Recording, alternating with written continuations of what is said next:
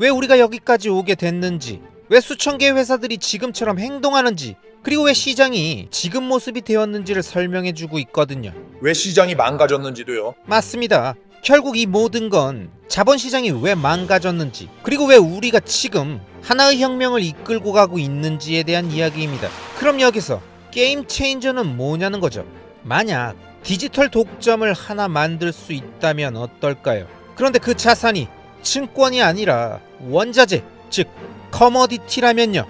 Bitcoin, remember I said it's like a digital monopoly. 그게 바로 비트코인입니다. 제가 말했었죠. 비트코인은 돈의 구글, 돈의 페이스북 같은 존재라고요. 여러분, 이번 영상은 미국의 대표적인 부동산 맥시인 그랜트 카돈과 비트맥시 대표주자인 마이클 세일러, 이 둘의 대담 2부입니다. 1부에서는 마이클 세일러가 왜 분산 투자가 의미가 없는지를, 분산 투자는 정답을 모를 때만 하는 것이고 그런 상품을 팔아야 하는 사람들이 우리를 현혹시키는 마케팅이라고 비판하는 상당히 흥미로운 이야기들이 많이 나왔었죠. 자, 그리고 지금부터 이어질 내용들은 현재 미국의 기업들이 왜 자사주를 매입할 수밖에 없고 국채를 강제로 살 수밖에 없는지, 근데 그런 환경을 강제하고 있는 정부의 의도를 완전히 부숴버릴 포텐이 어떻게 비트코인에 있는 것인지, 비트코인이 도대체 뭐가 다른 건지를 설명하고 있으니까요. 딱 집중하시고 지금 바로 함께 보러 가시죠. 렛츠고! They don't have a use of proceeds. Right. 대부분의 회사들은 돈을 쓸 곳이 없습니다. 애플, 아마존, 페이스북, 구글, 은행들까지 전부 자기 주식을 다시 사들이죠. 이 회사들은 제품과 서비스를 팔아서 현금 흐름을 만들고 그 돈으로 보통주를 다시 매입합니다. 그게 기본적인 비즈니스 모델이에요. 왜냐하면 그들이 보유하는 자본자산이라는 게 사실상 머니마켓 상품이기 때문입니다. 머니마켓, 단기 국채, 한 달짜리 미 국채 같은 것들이죠. 한 달짜리 국채 수익률은 지난 5년 평균으로 약 2%였습니다. 그런데 자본 비용은 어디서 정해질까요? S&P 500 지수 약 14%입니다. 그러면 이런 상황이 됩니다. 내가 주식을 팔아서 머니마켓 상품을 사면 마이너스 12%의 손해를 보는 셈이죠. 즉, 자본의 12%를 태우고 있다는 겁니다.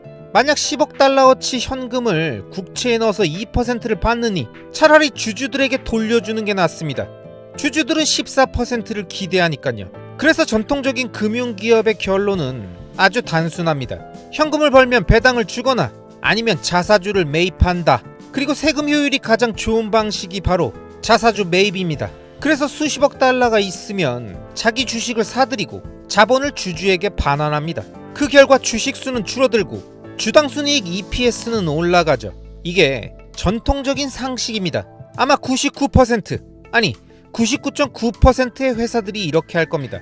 The only company that you know of that doesn't do that is Berkshire Hathaway. 예외는 거의 버크셔 해서웨이 하나뿐이겠죠.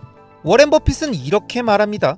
저희는 배당도 안 하고 자사주도 안 사겠어요. 제가 직접 투자하는 게 더 잘할 수 있거든요. 그래서 버크셔는 상장사 중에서 가장 큰 현금 보유고를 갖게 됐습니다. 그게 30년 동안 이어진 그의 방식이었죠. 하지만 다른 회사들은 아무도 그렇게 하고 싶어 하지 않습니다. 대부분은 자사주를 샀다고 자랑하거나 배당을 줬다고 얘기합니다. But why do you think nobody else follows? 그런데 왜 아무도 워렌 버핏을 따라하지 않을까요? 배당도 안 하고 자사주도 안 사는 거죠? 좋은 질문입니다. 부동산 쪽 리츠 산업은 수익의 90%를 반드시 배당해야 하거든요. 그리고 돈도 많고 사업도 좋은데 왜 그 돈으로 회사를 더 키우지 않을까요? 그들은 자사주를 사는 게 사업을 키우는 거라고 생각하죠. 모든 건 자본 비용, 즉 투자자들이 최소한 이 정도 수익은 돼야 한다고 생각하는 허들레이트 때문입니다. 그 기준은 S&P 500 대략 14%입니다.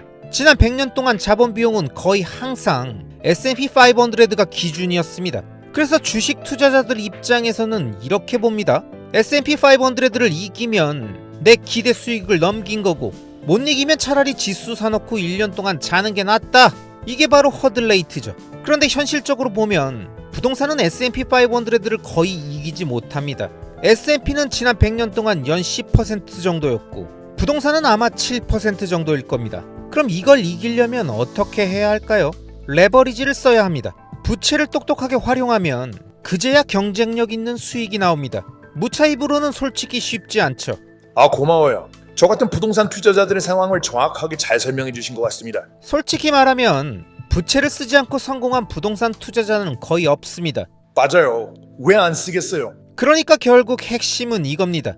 어떤 레버리지를 쓰느냐, 그리고 얼마나 똑똑하게 쓰느냐죠. 상장회사라면 항상 그 허들레이트를 이겨내야 합니다. 그래서 이런 질문이 나오죠. 마이크로소프트나 애플처럼 현금이 1000억 달러씩 생기면 그냥 S&P 500를 사면 되는 거 아닌가? 그런데 그럴 수 없는 아주 명확한 이유가 있습니다. 1933년 증권법 이후로 당시에는 JP모건 진영의 회사들, 즉 트러스트 회사들이 많았습니다. 이 회사들은 서로의 주식을 소유하고 A회사가 B회사를 소유하고 B회사가 C회사를 소유하고 C회사가 다시 A회사를 소유하는 교차 지배구조를 만들었죠. 그런데 정부는 이 구조를 마음에 들어하지 않았습니다. 그래서 나온 게 1940년 투자회사법입니다. 이 법은 이렇게 규정합니다. 상장회사는 자기 유동자산의 40% 이상을 다른 회사의 증권에 투자할 수 없다. 여기서 말하는 증권이라는 건 다른 회사의 주식이나 회사채를 말합니다. 단 미국 정부가 발행한 국채는 예외였습니다.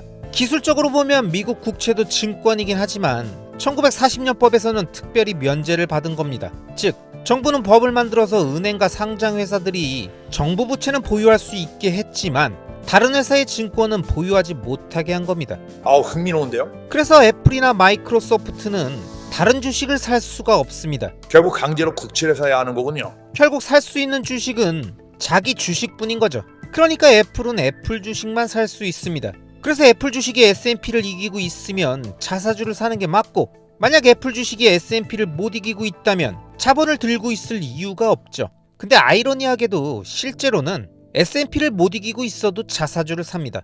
결국 자본을 주주에게 돌려주는 거죠. 주주들은 그 돈으로 S&P나 더 나은 걸 삽니다. 근데 얘기하다 보니까 얘기가 조금 옆으로 갔지만 당신이 한 질문들이 다 중요한 내용들이에요.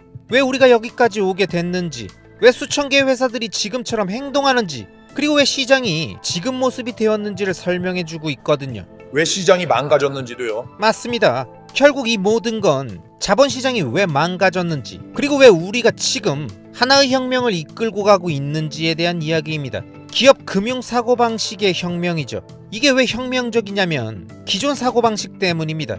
그래서 지금의 기업들은 국채와 머니마켓 상품으로 자본을 보유하고 있습니다. 근데 머니마켓은 자본 비용을 이기지 못합니다. 그래서 전통적인 금융기업 이론은 이렇게 말하죠. 자본을 다 버려라. 모두 돌려줘라. 마이너스 운전자본으로 운영해라. 부채를 써라. 빚내서 회사를 사라. 예를 들어 토이자러스 같은 회사라면 10억 달러를 갖고 있을 게 아니라 마이너스 10억 달러를 가져야 한다. 이렇게 말이죠. 왜 많은 회사들이 망했을까요? 10억 달러의 자기 자본은 부채처럼 취급되기 때문입니다. 자기 자본은 매년 10%의 주주 가치를 태웁니다. 반대로 10억 달러의 부채는 자산이 됩니다. 이자는 비용 처리되고 부채는 시간이 지날수록 실질 가치가 줄어드니까요. 그래서 결국 우리는 모든 상장 회사들에게 막대한 부채를 지게 하고 자본을 비워내라고 유도해온 셈입니다. 그럼 여기서 게임 체인저는 뭐냐는 거죠. 만약 디지털 독점을 하나 만들 수 있다면 어떨까요? 그런데 그 자산이 증권이 아니라 원자재, 즉 커머디티라면요. Bitcoin, remember I said it's like a digital monopoly. 그게 바로 비트코인입니다. 제가 말했었죠. 비트코인은 돈의 구글, 돈의 페이스북 같은 존재라고요. 그런데 이건 두 가지 측면에서 훨씬 더 낫습니다. 첫 번째, 경영진도 없고 회사도 없습니다. 즉 상대방 위험이 없습니다. 누가 실패할 일도 없고 누가 갑자기 러그풀을 할 수도 없고 소환장을 보낼 대상도 없습니다. 이건 엄청난 장점입니다. 노조가 결성될 직원도 없고 본사도 없고 제품도 없습니다. 그러니까 제품을 만들고 운영해야 할 필요가 없다는 거죠. 그렇죠. 회사는 항상 리스크 요인을 가집니다. 엔비디아는 중국에서 금지될 수 있고, 애플은 EU의 조사를 받을 수도 있고, 마이크로소프트는 반독점 소송을 당할 수도 있습니다. 세상에서 아무리 좋은 회사라도 공격할 수 있는 지점이 있습니다. 하지만 회사가 아니라면 공격 포인트 자체가 없습니다. 두 번째, 비트코인은 증권이 아니라 원자재라는 점입니다. 그래서 1940년 회사투자법에 적용을 받지 않습니다. 즉 유동자산의 100%를 원자재에 투자하는 것에 아무런 법적 제한이 없다는 거죠. 금에 1000억 달러를 담는 회사를 만들 수도 있고, 대두에 1000억 달러를 담는 회사를 만들 수도 있고, 천연가스나 석유에 1,000억 달러를 담을 수도 있습니다. 하지만 이런 자산들은 장기적으로 S&P 500를 이기지 못했죠. 그나마 그럴듯해 보이는 게 금 정도지만 그래도 충분히 매력적이지는 않았죠. 목재도 안 되고 석유도 안 되고 대두도 안 됩니다. 투자 자산으로서는 좋지 않습니다. 그럼 모든 원자재 중에 끝판왕이 뭐냐? 예전에는 금이었습니다. 참고로 금은 지난 5년 동안 연 14% 정도 올랐습니다. 지금은 인플레이션 환경에서 사실상 S&P 500를 그대로 따라가고 있습니다. 금은 현실 세계에서 금속 실물 원자재 중에 최고의 자산이죠. Bitcoin is the greatest digital commodity. 그리고 비트코인은 가장 위대한 디지털 원자재입니다. 지난 5년간 비트코인의 연복리 성장률은 약 50%였습니다. 금의 3배, S&P의 3배입니다. 그러니까 자본 비용을 이길 수 있고 그걸 원자재로 할 수 있다면 저는 상장회사를 그 자산 하나로 100% 재자본화할 수 있습니다. 심지어 저는 레버리지도 쓸 수 있습니다. 150%까지도요. 여기서 진짜 혁명적인 패러다임의 전환은 이거였습니다. 100년 된 미국 상장회사 구조에 디지털 원자재를 집어넣는 것, 그리고 그 디지털 원자재로 회사의 자본 구조를 다시 짜는 겁니다. 그 회사가 잘 알려진 시즌도 이슈어라면, 그리고 수십억 달러 규모의 전환사채를 발행하기 시작하면 그 채권은 세계에서 가장 가치 있는 채권이 됩니다. 실제로 우리의 채권이 그랬습니다. 세계에서 가장 성과가 좋은 회사채, 가장 성과가 좋은 전환사채가 됐죠. 왜냐면 그 전환사채의 기초자산이 비트코인, 즉 연 50% 성장하는 자산이었기 때문입니다. 여러분, 아마 아직도 많은 분들은 마이클 세일러가 말하는 비트코인의 특성들이 크게 와닿지 않으실 겁니다. 그렇게 좋다면서 가격은 왜 안 올라? 그렇게 좋은데 왜 빠지는데? 맨날 뜬구름 잡는 얘기만 하지 말고 좀 돈이 되는 실질적인 얘기를 하라고. 이런 푸념들을 하시는 분들도 있죠. 그런데 여러분, 지금 언급된 비트코인의 속성들이 앞으로 개인들의 수요를 넘어 기업들이 자신의 생존을 위해 비트코인을 왜 활용할 수밖에 없는지, 이걸 정확히 설명해주고 있는 본질입니다. 결국 개인이든 기업이든 더 나아가서 국가든 망가진 화폐 시스템 안에서 자신의 생존을 위해 최선의 방법을 찾을 수밖에 없고, 그 과정에서 비트코인은 계속 그 가치가 증가할 테니까요. 그러니까 하루하루의 가격 변화와 흐름에 일희일비하지 마시고요. 소중한 지금 이 시기를 현명하게 보내시기 바랍니다. 지금 이 시기 대충 보내면요, 나중에 100% 후회합니다. 아시겠죠? 그럼 오늘도 끝까지 함께 해주신 모든 구독자님들을 리스펙합니다.